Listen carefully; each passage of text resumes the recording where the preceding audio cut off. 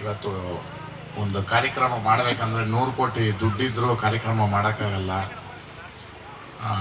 ಮತ್ತು name fame ಇದ್ದವರು ಅನ್ನ ಹಾಕೋಕ್ಕೆ ಆಗಲ್ಲ. ಯಾಕಂತಂದರೆ ಒಂದು ಅನ್ನ ಹಾಕೋ ಕಾರ್ಯಕ್ರಮ ನಡಿಬೇಕಂತಂದರೆ ಅದಕ್ಕೆ ಅನ್ನ ಹಾಕಿದ ಮನೆ ಕೆಡಲ್ಲ, ಗೊಬ್ಬರ ಚೆಲ್ಲಿದ್ದು ಹೊಲ ಕೆಡಲ್ಲ ಅಂತ ಈ ಕಾರ್ಯಕ್ರಮಗಳೆಲ್ಲ ಮಾಡಬೇಕಂದ್ರೆ ಭಗವಂತನ ಆಶ್ರಯ ಇರಬೇಕು. ಆ ಭಗವಂತ ನಿಮ್ಮಲ್ಲಿ ಇರೋದಕ್ಕೇನೆ ಇವತ್ತು ಈ ಕಾರ್ಯಕ್ರಮ ನಡೀತಾ ಇರೋದು. ಇವತ್ತು 4ನೇ ವರ್ಷ ನೀವು ಮಾಡ್ತಾ ಇದ್ದೀರಾ.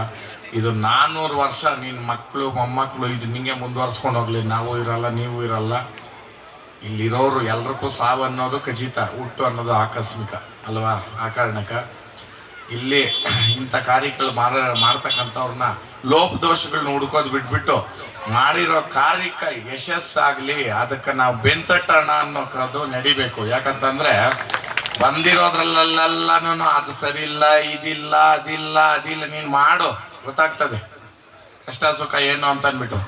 ಖಾಲಿ 4 ಜನಕ್ಕೆ ಒಂದು ಕೋಳಿ ಕೊಯ್ದು ಹೆಸರು ತಗೊಳಕ್ಕಾಗಲ್ಲ, ಹೌದಾ? ಇಷ್ಟು ಜನಕ್ಕೆ ಮಾಡಿ ಪಾಪ ಪುಣ್ಯಾತ್ಮರು.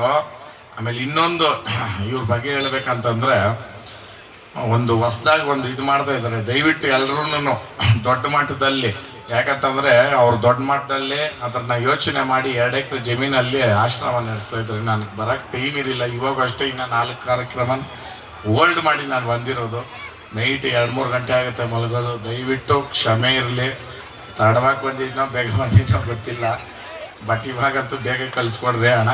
ನೆಕ್ಸ್ಟ್ ಒಂದು ದಿನ ಎಲ್ಲ ಬಂದು ನಿಮ್ಮ ಜೊತೆನೇ ಇದ್ದು ಅದೊಂದು ವಿಡಿಯೋ ಮಾಡಿಕೊಡೋಣ. ದಯವಿಟ್ಟು ನಾನು ಕಳಿಸ್ಕೊಡ್ರಿ. ವೇದಿಕೆ ಮೇಲೆ ಇರ್ತಕ್ಕಂಥ ಎಲ್ಲ ಗಣ್ಯರಿಗೂ, ವೇದಿಕೆ ಮುಂಭಾಗದಲ್ಲಿರ್ತಕ್ಕಂಥ ಎಲ್ಲ